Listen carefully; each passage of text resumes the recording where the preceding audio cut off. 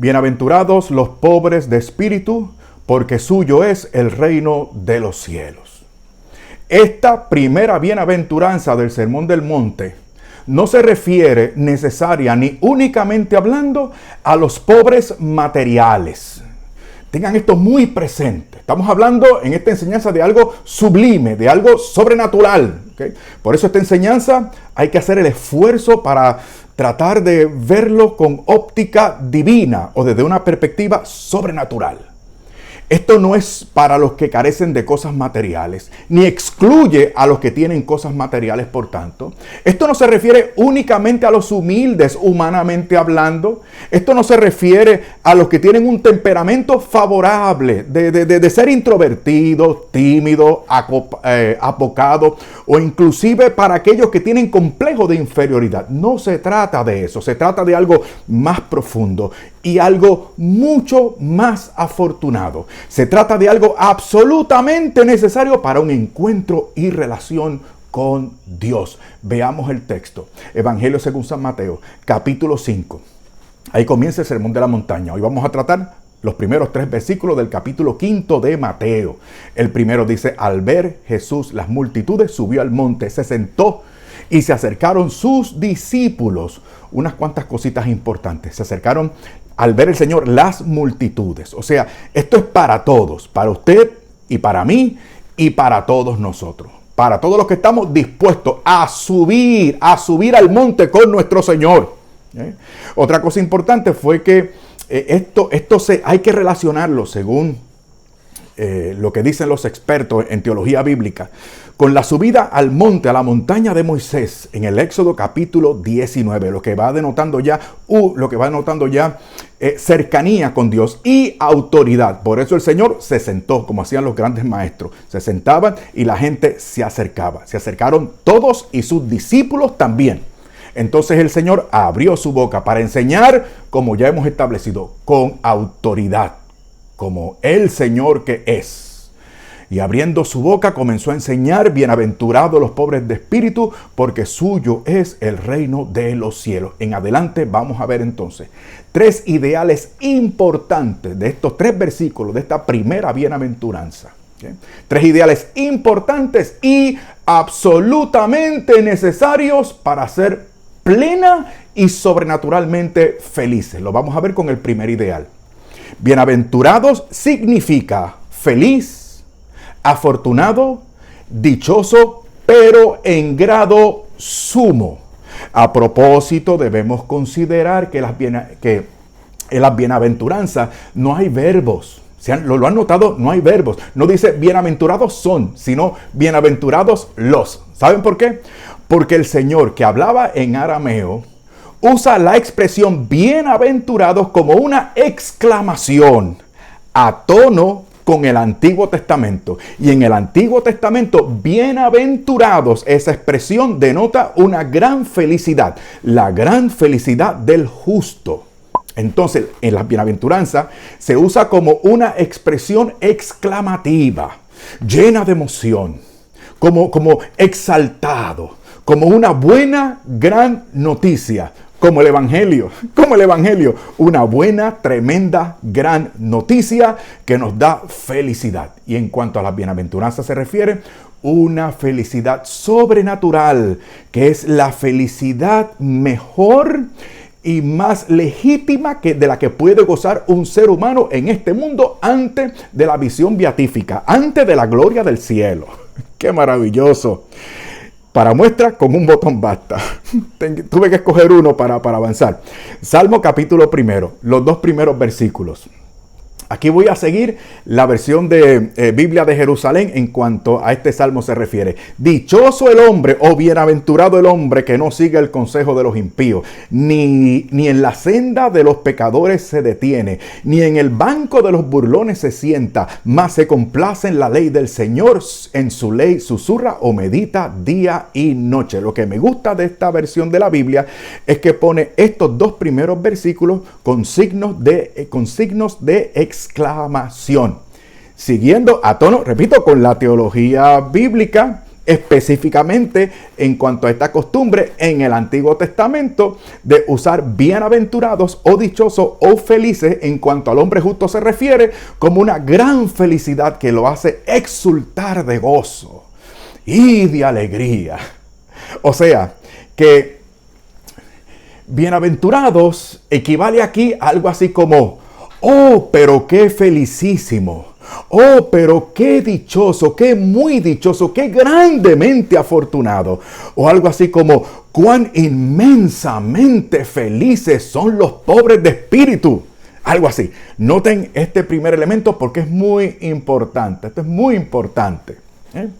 Y esto es más importante aún porque quiere decir, por tanto, que las bienaventuranzas no son meros deseos o piadosas expresiones de esperanza. Es más que eso, mis queridos hermanos. Es la condición actual, la dicha presente de una persona.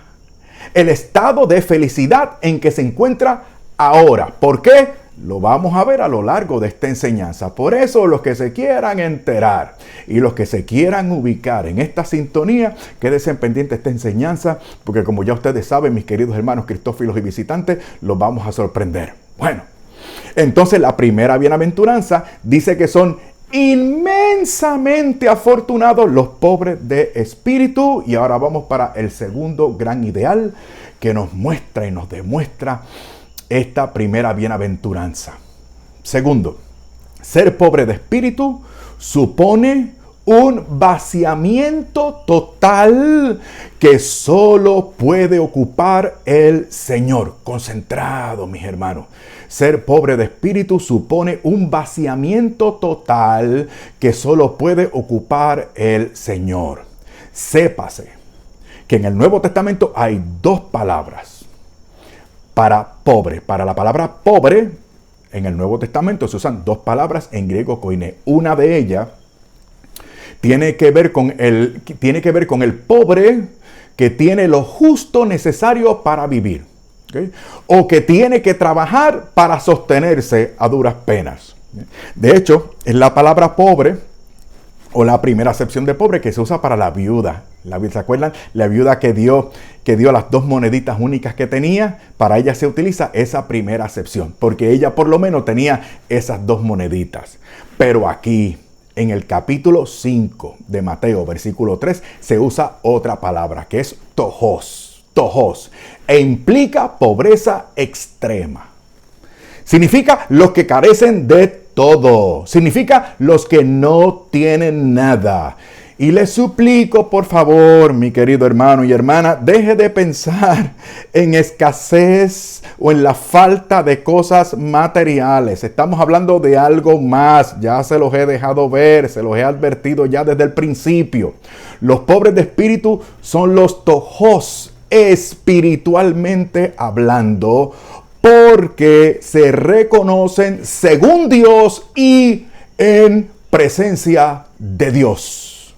Una persona que se reconoce pobre de espíritu a este nivel, reconoce su absoluta necesidad y dependencia de Dios. Por lo tanto, una persona así, entonces tiene la capacidad de llenarse absolutamente de Dios para que Dios impere, y entonces ese sea el principio por el cual este tipo de persona, o para este tipo de personas, sea el reino de los cielos. Porque el reino de los cielos es el ámbito en el cual Dios impera. Y para que Dios impere totalmente como debe ser, es necesario entonces estar completamente integrados en sintonía con Dios, según Dios, según Él lo quiere y según Él lo ha establecido y lo ha revelado en su santa palabra. Pero esto va más allá. Esto va más allá, y de ahí que usted y yo necesitemos de esta pobreza de espíritu. Pobreza en el espíritu y desde su espíritu de usted. Porque esa pobreza es el estado de una persona que reconoce su absoluta necesidad de Dios. Y por lo tanto su incapacidad para hacer algo que merezca la misericordia de Dios. Por eso esta misma palabra es la que se usa en el Nuevo Testamento cuando se habla de mendigo, el que extendía la mano y a la misma vez escondía su rostro para no ser visto. Una persona que reconoce que no lo merece y que está a la merced de la compasión de otra persona. Pero esto en sintonía espiritual. Pobres aquí es lo contrario a la autosuficiencia. Pobre aquí es el que reconoce su total bancarrota moral y espiritual cuando se está apartado de Dios. Y por eso, escuche bien, y por eso es tan feliz al constatar, al experimentar el favor de la gracia de Dios, que no merecíamos, pero que se nos otorga si estamos dispuestos y estamos disponibles a ser pobres de espíritu. El pobre de espíritu es feliz, por tanto, feliz, porque su corazón está despejado y por lo tanto más receptivo para el Señor. Recibe más de Dios, porque su alma está despegada de las cosas y está más libre, por tanto, para servir y adorar a Dios. Esta condición de pobreza en el Evangelio es necesaria y se requiere para un encuentro y relación óptimas con el Señor. ¿Está usted dispuesto? ¿Estaré yo dispuesto? Digo, porque el que cree estar firme tenga cuidado, no vaya a caer. Un pobre de espíritu está consciente de eso. O sea, está bien, es pobre de espíritu, está habitado por Dios, está creciendo en gracia. Eso le hace feliz, pero a la misma vez se percata de que sin esa presencia, sin esa relación y sin esa gracia inmerecida que ha recibido, él no es nada. Por eso se ocupa de que su corazón esté desocupado para que Dios impere con su gracia y no se vaya, sino que esa presencia y esa gracia sigan creciendo en él. Eso es un pobre de espíritu. En Lucas capítulo 5, versículos 31 y 32. Y respondiendo Jesús le dijo: no tienen necesidad de médico los sanos, sino los enfermos. No he venido a llamar a justos, sino a los pecadores a la penitencia. Por eso es que es bueno enseñar o explicar o predicar esta bienaventuranza ahora que estamos comenzando Cuaresma. Yo estoy grabando esto que se va a publicar el miércoles de Cuaresma del año 2022 y lo hacemos precisamente porque nos damos cuenta, a tono con la tradición cristiana y a tono con la riquísima tradición espiritual y mística de la iglesia, de lo importante que es la penitencia, que en este sentido la penitencia es el ejercicio de vaciarse de uno mismo para llenarse de Dios y por lo tanto ser plenamente felices. ¿Recuerdan ustedes la parábola del fariseo y el publicano? Lucas 18, versículos del 10 al 14. Dos hombres subieron al templo a orar. Dice el Señor, explica el Señor, cuenta el Señor. Uno era fariseo y el otro publicano. El fariseo, quedándose de pie, oraba para sus adentros: oh Dios, te doy gracias porque no soy como los demás hombres, ladrones, injustos, adúlteros, ni como ese publicano. Mucho cuidado, ustedes y yo, mucho cuidado. Sí, porque nosotros, usted y yo, no somos ladrones. Usted y yo no somos adúlteros. Usted y yo no somos injustos. Usted y yo somos ciudadanos responsables. Y debemos tener mucho cuidado, usted y yo, porque cuando nos vamos desatendiendo o vamos sacando de nuestra mente esas dos cosas que les he dicho. Primero, la necesidad que tenemos de la gracia y del favor inmerecido que hemos recibido, porque se nos ha dispensado esa gracia que, repito, no merecíamos. ¿Okay? Y por otro lado, el hecho de que usted y yo, con cosas en el corazón, aunque no sean cosas como esta, podríamos ir al mismo infierno que podría ir esta gente. Pero ¿qué pasa con esta gente? ¿Qué pasa con los pecadores? ¿Qué pasa con los que no se encuentran en este momento o no se creen aptos? Si el Señor les toca y les anuncia su gracia y ellos abren su corazón para vaciarse de sí mismos y llenarse de Dios, entonces ellos pueden, como pasó con el publicano de esta parábola, subir a su casa justificado. Y nosotros, los que nos creemos bien y que lo merecemos todo, podríamos no ser justificados y perdernos eternamente, así como usted lo está oyendo, siendo buena gente, como ustedes y yo creemos que somos hasta el momento. Sigue diciendo el publicano: ayuno 2 veces por semana, pago el diezmo de todo lo que poseo. Pero el publicano quedándose lejos, ni siquiera se atrevía a levantar los ojos al cielo, sino que se golpeaba en el pecho diciendo: oh Dios, ten compasión de mí, que soy un pecador. Y sentencia el Señor en el versículo 14: os digo que éste bajó justificado a su casa y aquel no, porque todo el que se ensalza será humillado, y todo el que se humilla será ensalzado. Entonces, esto no se reduce solamente a humillarme delante de Dios, porque hay gente que se humilla en el sentido de decir: yo no me lo merezco y ni siquiera me merezco la gracia de Dios que Él me está ofreciendo. Mucho cuidado. O no merezco el perdón de Dios. Usted no merece ni el perdón ni merece la gracia, pero el Señor está disponible en este momento. En este momento lo está mirando, pero ¿es usted un pobre de espíritu? ¿Está usted dispuesto? ¿Qué fue lo que pasó con el joven rico? Aquí hicimos una enseñanza sobre eso, con respecto a la versión de Marcos, pero aquí voy a citar la versión de Mateo. En el capítulo 19, versículo 22, dice que el joven se fue triste. ¿Por qué se fue triste? Porque tenía muchas posesiones, porque tenía muchas riquezas. No que poseyera riqueza, es que las riquezas lo poseían a él. Y el problema de este tipo de persona es que se engaña a sí mismo, porque muy en el fondo sabía que necesitaba al Señor y que lo que el Señor le dijera era lo que él necesitaba para ser verdaderamente feliz y para hacer la voluntad de Dios. Pero aún sabiendo eso, estaba tan poseído de sus riquezas que se fue triste. Se acercó al Señor con expectativa. Se acercó al Señor supuestamente dispuesto, pero no estaba absolutamente dispuesto, porque cuando el Señor le dijo: vacía ese corazón para que seas pobre de espíritu, a tono con esta enseñanza, no estuvo dispuesto. ¿Y cómo se fue? Triste. ¿Okay? ¿Y qué es lo contrario a estar triste y a irse triste? Ser bienaventurado, o sea, inmensamente felices. Con respecto a la parábola del Lázaro y el rico Epulón, se recuerda que Epulón significa que come mucho y se regala de todo. La versión de Lucas capítulo 12, versículos del 15 al 21. Creo que vale la pena leerlo. Pongan mucha atención. Y añadió: estad alerta y guardaos de toda avaricia, dijo el Señor, porque aunque alguien tenga abundancia de bienes, su vida no depende de lo que posee. ¿Quiénes se dan cuenta de eso? Los pobres de espíritu. Y siguió diciendo el Señor: y les propuso una parábola.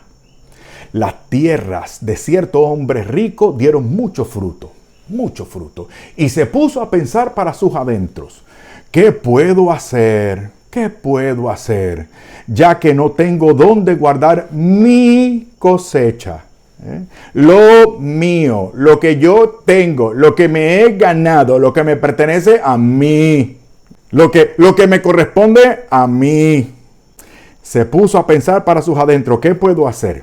Ya que no tengo dónde guardar mi cosecha. Y se dijo: esto haré. Voy a destruir mis graneros y construiré.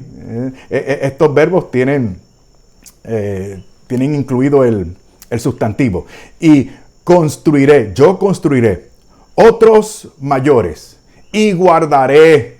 Otro verbo que incluye el sujeto. Yo guardaré todo mi trigo y mis bienes. ¿Se dan cuenta de estas cosas? ¿Se dan cuenta del ánimo de este hombre rico Epulón? Entonces le diré a mi alma: alma, ya tienes muchos bienes almacenados para muchos años. Descansa, come, bebe, pásalo bien. Pero Dios le dijo: insensato. Otras versiones dicen necio. Podríamos traducir también imbécil.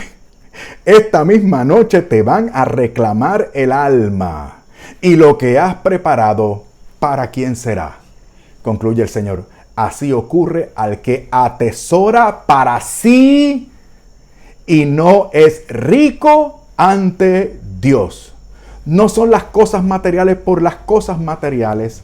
Es cuando el corazón se llena de cosas materiales y otras malas costumbres en las que no quiero abundar en esta enseñanza, pero ya ustedes tienen una idea por experiencia propia y yo por experiencia mía propia también. El pobre de espíritu está consciente de la gracia recibida y eso lo motiva y lo empuja.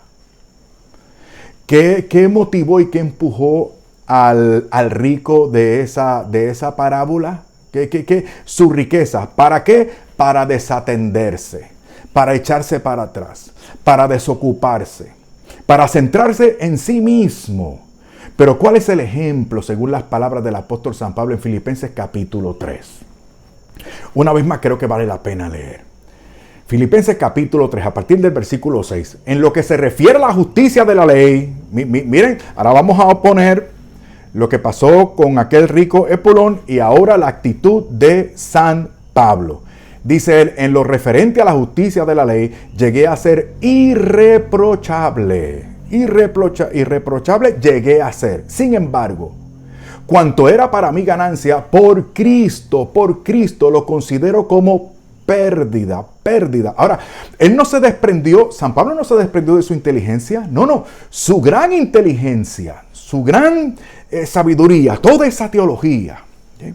Todo eso que él sabía y conocía, ahora estaba puesto como alfombra, como trono, como medio, como herramienta para nuestro Señor y para su gloria. Lo que antes era atesorado para mí, ahora por Cristo lo perdí. ¿Por qué? Porque ahora es de Cristo.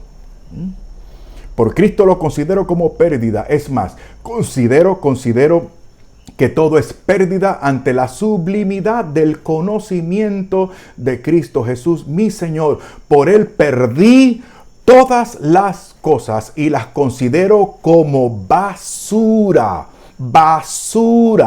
con tal de ganar a Cristo. El apóstol se vació, el apóstol se desprendió afectivamente hablando. No dejó de conocer, no dejó de saber, no dejó de estudiar, no dejó de escribir, no dejó de enseñar, sino que todo eso ahora en las manos de Dios y para gloria de Dios, para ensalzar el nombre de su Señor, Dios y Salvador Jesucristo. Y sigue diciendo, y de este modo lograr conocerle a Él y su fuerza y la fuerza de su resurrección. Y participar así de sus padecimientos, asemejándome a Él en su muerte, con la esperanza de alcanzar la resurrección de entre los muertos. No es que ya lo haya conseguido, porque el pobre de espíritu no se desatiende. No, al contrario. Por eso hemos puesto esta parte en esta enseñanza. No, el pobre de espíritu se lanza, el pobre de espíritu labora, el pobre de espíritu se activa. Continúo esforzándome por ver si lo alcanzo, puesto que yo mismo he sido alcanzado por Cristo Jesús. ¡Qué hermoso! Hermano, sigue diciendo él. Yo no pienso haberlo conseguido aún, pero olvidando lo que queda atrás. Una cosa intento, lanzarme hacia lo que tengo por delante, correr hacia la meta para alcanzar el premio al que Dios nos llama desde lo alto por Cristo Jesús, para la gloria de Cristo, para la obra de Cristo, según el Evangelio de Cristo. Eso es un pobre de espíritu. Por eso dice el apóstol, otra vez el apóstol San Pablo en 1 Corintios, porque soy el menor de los apóstoles. Una humildad sincera, el menor, el último, como un aborto, decía él. El menor de los apóstoles, que no soy digno de ser llamado apóstol, ya que perseguí a la iglesia de Dios. Un pobre de espíritu tiene memoria. Le consta sus miserias. No es un escapista. ¿Okay? No es una persona que se está autosugestionando. No es una persona que entra a un grupo de apoyo. Eso está bien, pero es mucho más que eso. Es mucho más que eso. Estamos hablando de una relación íntima, profunda, personal con Jesucristo. Con Jesucristo. Pero por la gracia de Dios sigue diciendo, soy lo que soy. Y la gracia que se me dio no resultó inútil. Al contrario, otra vez, he trabajado más que todos ellos, pero no yo, sino la gracia de Dios que está conmigo. Como dice él en Filipenses, en el famoso texto de Filipenses 4:13, todo lo puedo en Cristo que me fortalece. Todo en Cristo.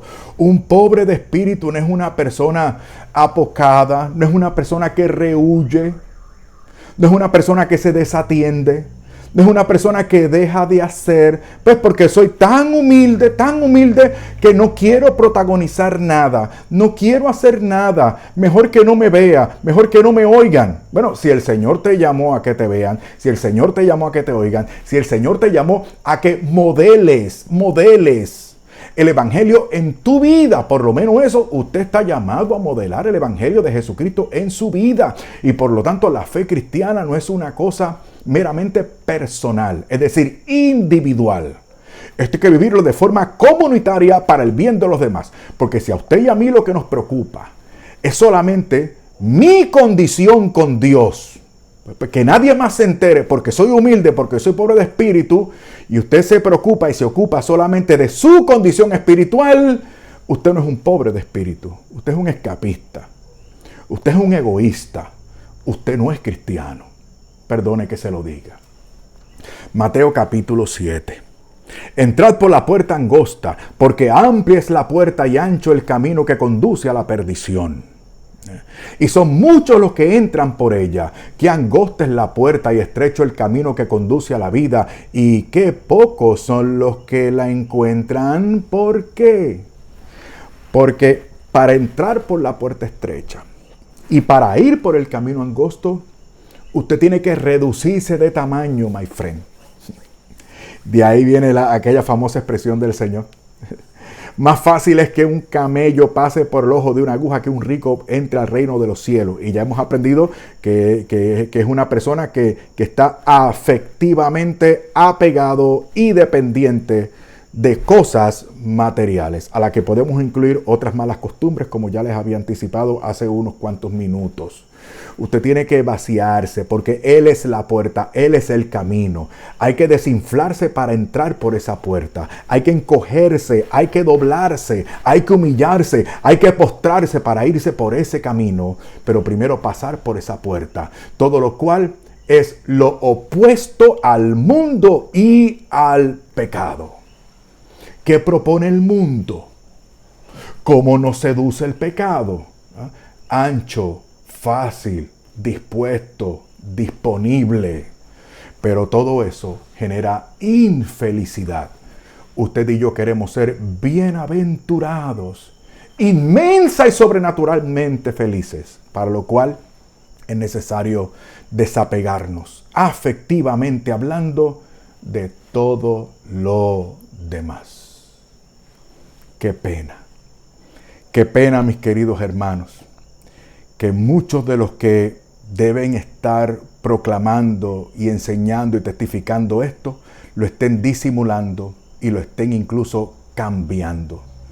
Y terminan engañando a la gente. Sigue con tu vida, no te preocupes, no cambies, no dejes, no pospongas. No pospongas. Ahora resulta para ellos que la palabra de Dios parte de usted. No, la palabra de Dios parte de Dios. Parte de Dios. Para usted. Y usted y yo tenemos que acoplarnos, someternos, integrarnos a la palabra de Dios. Y para eso es necesario vaciarse, desprenderse, ser pobre de espíritu. Esto no va con la óptica del mundo. Esto no va con la seducción del pecado, pero es necesario que lo proclamemos y lo prediquemos, y lo prediquemos, y lo prediquemos. Fernando, yo no creo en eso. Te lo sigo predicando, te lo sigo predicando. Fernando, ¿salvación de qué? Te lo sigo predicando. No creo en el cielo, te lo sigo predicando. No creo en el infierno, te lo sigo advirtiendo. Porque la fe viene por el oír de la palabra de Cristo. No podemos cambiar el evangelio. Al cambiar el evangelio, al adulterar el evangelio para congraciarnos con el mundo, estamos haciendo a la gente infeliz. Infeliz. Y por eso van a tener que rendir cuentas. Van a tener que rendir cuentas. Y ahora el tercer ideal: hay que ser pobre de espíritu para ser del reino de los cielos. Ahora sí, ahora sí. ¿Por qué es bienaventurado un pobre de espíritu? Versículo 3 del capítulo 5 de Mateo. Porque suyo es el reino de los cielos. Bueno, que mucho hay que decir del reino de los cielos.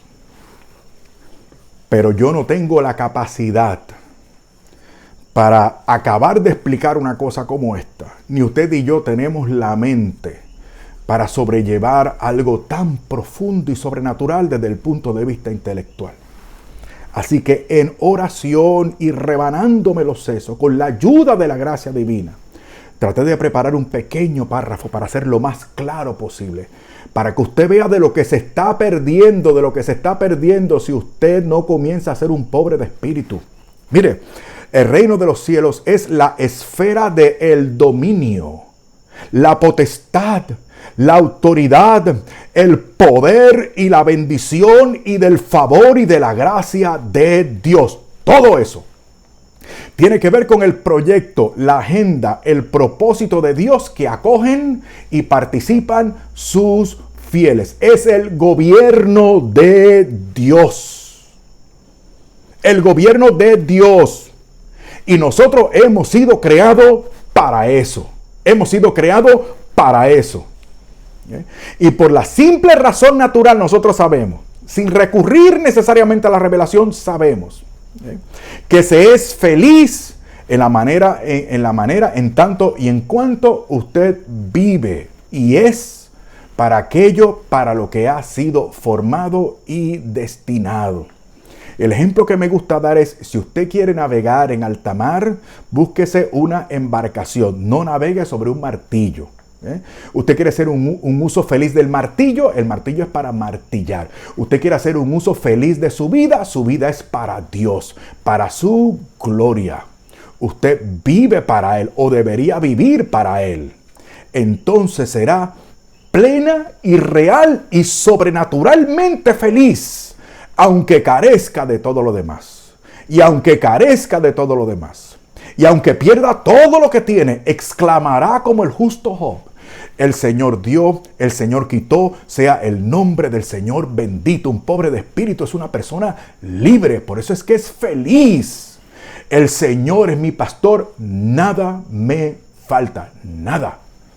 Explicando esto a un grupo, una hermana exclamó: eso es imposible, eso es imposible. Seguro que es imposible, le respondí. Seguro que es imposible para mí. Es imposible para usted, hermana mía. Pero para Dios todo es posible. Todo es posible para Dios. Lucas capítulo 17. Interrogado por los fariseos, estoy leyendo desde el versículo 20, sobre cuándo llegaría el reino de Dios. Escúcheme bien. Esto es importante. Un par de cositas más sobre el reino de Dios para que lo tengamos presente, para que usted sepa por qué le conviene, por qué es bueno, por qué es necesario, por qué Dios lo quiere, porque Dios nos ama y quiere nuestra felicidad. Soy yo el que me resisto, soy yo el que no quiero. Yo deseo, yo querría, pero quiero de verdad. Sigo, interrogado por los fariseos sobre cuándo llegaría el reino de Dios, él respondió: el reino de Dios no viene con espectáculo. Ni se podrá decir: mirad, aquí está, o allí está, porque daos cuenta que el reino de Dios está ya en medio de vosotros. Por eso el pobre de espíritu es feliz, porque el reino está en medio nuestro. Jesucristo, el Verbo, la última y definitiva palabra del Padre, que nos abre su amor en la Eucaristía y nos muestra su pensamiento a través de su palabra. Ahí está el germen, ahí está el principio del reino de Dios, que en nosotros, sin espectáculo, sin estridencia, sin protagonismo, debe crecer para mostrar la gloria de Dios a los demás. Sí, porque ese reino de Dios está, pero como dicen los teólogos, el reino, lo ponen, usan una frase que me encanta. El reino es algo así, dicen ellos, como el ahora sí, pero el todavía no. Y esto es importante lo que voy a decir. Sí, porque hay un aspecto o dimensión futura del reino. Mucho cuidado, porque algunos líderes nuestros y teólogos nuestros nos quieren engañar con eso de el reino de Dios está en ti y que por lo tanto tú estás a cargo de extender ese reino que se reduce a los ideales de este mundo. Mucho cuidado con eso, porque el reino tiene que ver con algo que está más allá, con algo que tiene que crecer, con algo que se tiene que instaurar, y eso será al fin de cuentas, al final. ¿Okay? Al final. Ahora sí, pero todavía no. ¿Cuándo? Cuando Dios lo disponga. Cuando Dios lo disponga. Por eso nosotros creemos en el retorno de Jesucristo el Señor, y para eso ustedes y yo vivimos el Evangelio y procuramos ser parte de ese reino e ir instaurando ese reino, testificando ese reino, compartiendo ese reino para disponer y preparar el mundo para la venida de nuestro Señor, Dios y Salvador Jesucristo. Apocalipsis capítulo 20. Miren qué interesante. Bienaventurado, otra vez, bienaventurado y santo el que tiene parte en la resurrección primera. Sobre estos la muerte segunda no tiene poder, sino que serán sacerdotes de Dios y de Cristo y reinarán en el futuro, reinarán con Él. Es el aspecto escatológico, es decir, del final, del futuro, dispuesto por Dios. Eso solamente lo sabe Dios. A mí no me corresponde. Eso no es asunto nuestro. Como los discípulos, ¿se acuerdan? Hechos 1:6. Señor, ahora sí vas a instaurar el reino de Dios. Ahora sí vas a instaurar el reino de Israel. Ahora sí, aquí, ahora. Por nosotros, a través de nosotros. Ya, ahora. Ahora sí. ¿Y qué les dijo el Señor? Esas son cosas que no les toca a ustedes, son cosas que el Padre ha determinado en su sola potestad. Sin embargo, preocúpense actívense ahora. ¿Por qué? Porque vendrá sobre ustedes el Espíritu Santo y les corresponde ser mis discípulos en Jerusalén, en Judea, en Samaria y hasta los confines de la tierra. Eso es lo que le corresponde a usted, eso es lo que me corresponde a mí. Pero es el Evangelio, no es la ideología, no es el colectivo. No es la Agenda 2030. Quítese eso de la cabeza. No se deje tomar el pelo. No sea tonto. Es el Evangelio de Jesucristo con esta dimensión escatológica. Para eso estamos trabajando. Para eso nos estamos vaciando. Para eso. Y por eso somos pobres de espíritu. Pobres de espíritu. Ahora sí. Estando en gracia de Dios, usted podrá gozar de la virtud sobrenatural de la humildad. Ahora sí. Humilde, pero sobrenaturalmente humilde. Me ayudó a entender esto cuando me puse a estudiar más hace ya algunos años la teología espiritual católica. La tradicional, la de verdad. No es ahora media sincrética y esotérica ahora de cierta orden religiosa. No se trata de eso. No se trata de reducir esto a la mera psicología. Es algo sobrenatural, según y de acuerdo con Dios, y para gloria de Dios. Una virtud que nos inclina a cohibir el desordenado apetito de la propia excelencia, dándonos el justo conocimiento de nuestra pequeñez y miseria, principalmente con relación a Dios. Y solo un humilde así, solo un pobre de espíritu así, está en capacidad para servir al prójimo de forma no contenciosa, sino como Jesucristo, de forma desinteresada, para servirles a ellos por amor a Dios. Cada cosa en su lugar.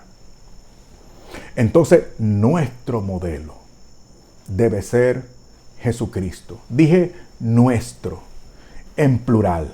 Nosotros, la iglesia. Así debe ser, la iglesia. Pero como ya he descubierto que el problema de la iglesia soy yo, entonces yo tengo que tomar como modelo a Jesucristo. Y usted también, ya somos dos. Y aquellos a los cuales le compartamos todo esto, ya somos 3, ya somos 4, ya somos 10. El reino sigue creciendo. Entonces esa semilla pequeñita va creciendo, está en su corazón, ha germinado en su corazón, porque usted es un pobre de espíritu.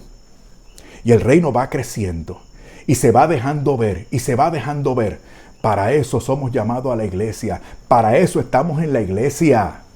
Nosotros no estamos en la iglesia, no estamos en la iglesia para preservar el ambiente.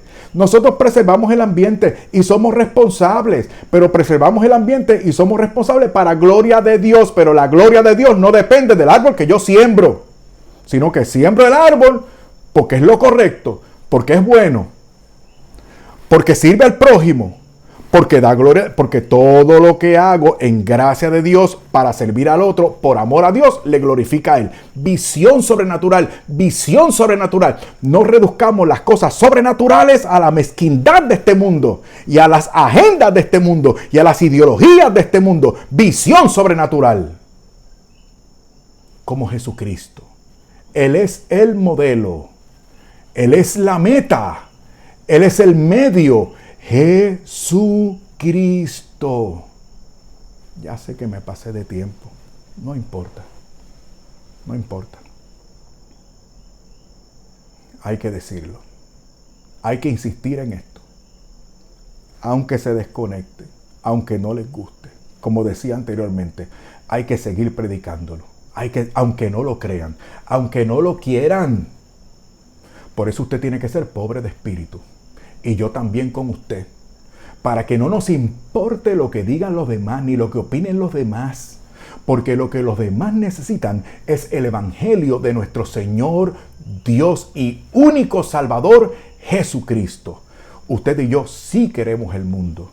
Usted y yo amamos al mundo como Dios amó al mundo, que entregó a su Hijo unigénito para que todo aquel que en Él cree, es decir, que confía, es decir, que se abandona, es decir, que se vacía, es decir, que vive para Dios, tenga vida eterna.